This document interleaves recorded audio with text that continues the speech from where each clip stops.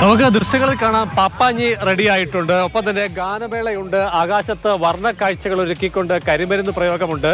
ആഘോഷത്തിന്റെ മുഹൂർത്തം എന്ന് പറയുന്നത് 11 മണി കഴിഞ്ഞ് 59 മിനിറ്റും 59 സെക്കൻഡും ചേരുന്ന സമയത്താണ്. പക്ഷേ ആഘോഷങ്ങൾ അതിന് മുൻപ് തന്നെ തുടങ്ങും. ആദ്യം ഒരു ചെറിയ സമ്മേളനമാണ്, അതിനുശേഷം ഗാനമേളയിലേക്ക് പോകുന്നുണ്ട്. ഒരുക്കങ്ങൾ എത്രത്തോളമായി? ഒരുക്കങ്ങൾ അവസാന ഘട്ടത്തിലാണ്. എല്ലാ പ്രവർത്തനങ്ങളും പൂർത്തീകരിച്ചിട്ടുണ്ട്. വലിയ രീതിയിലുള്ള പത്തനംതിട്ടയിൽ ഇന്ന് വരെ കണ്ടിട്ടില്ലാത്തൊരു വലിയൊരു ആഘോഷമാക്കി മാറ്റാൻ വേണ്ടിയാണ് ഇതിൻ്റെ പിന്നിൽ പ്രവർത്തിക്കുന്നവരെല്ലാം സജീവമായി കഴിഞ്ഞ ഒരാഴ്ചയായി പ്രവർത്തിക്കുന്നത്. വലിയ രീതിയിലുള്ള വിജയമായി മാറുമെന്നാണ് ഞങ്ങളുടെ പ്രതീക്ഷ. വലിയ മുന്നൊരുക്കങ്ങൾ ഉണ്ടായിരുന്നു. കഴിഞ്ഞ 3 ദിവസമായി പാപ്പാഞ്ചിയുടെ പ്രവർത്തനങ്ങളായിരുന്നു. 40 അടി ഉയരമുള്ള പാപ്പാഞ്ചിയെ ഒരുക്കാൻ വേണ്ടി 1 ലക്ഷത്തിലധികം രൂപ ചെലവഴിച്ചു. അത്രയും വലിയ തുക ചെലവഴിച്ചിട്ട് അവസാനം കത്തിച്ച് കളയുകയാണ്.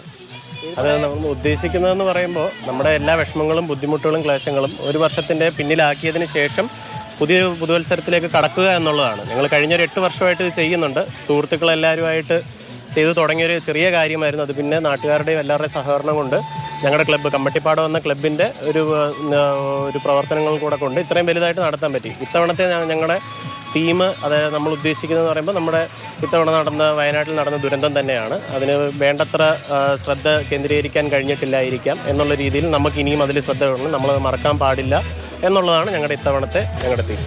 സംഘാടകർ എല്ലാവരും തന്നെ ചെറുപ്പക്കാരാണ്. ഒരു 20 മുതൽ 40 വയസ്സിന് ഇടയിൽ പ്രായമുള്ളവരാണ്. അതിനൊക്കെ ഹോട്ടൽ പൂട്ടിയിട്ട് നേരത്തെ ഇറങ്ങിയിരിക്കുകയാണ്. നമ്മുടെ നാടിൻ്റെ ആഘോഷമല്ലേ, അപ്പോൾ അതിനകത്ത് നമ്മൾ സജീവമായി തന്നെ ഉണ്ട്. വേറെ എന്തൊക്കെയാണ് വെറൈറ്റി ഇപ്പം ഇതുവരെ വന്നിട്ടുള്ള അറിയിച്ചിട്ടുള്ള നോട്ടീസിലുള്ള പരിപാടിക്ക് പുറമെ എന്തെങ്കിലും ഉണ്ടോ?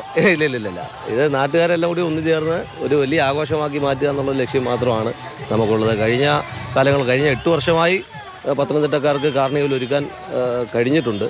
അപ്പം അതിനു മുമ്പ് നമ്മുടെ ജില്ലക്കാരെല്ലാം മറ്റ് ജില്ലകളിലായിരുന്നു ഇതുമായി ബന്ധപ്പെട്ട് പോയിക്കൊണ്ടിരിക്കുന്നത്. അതിൻ്റെ ഒരു ബുദ്ധിമുട്ട് മാറിയത് ഒരു സാഹചര്യം ഇതാണ്.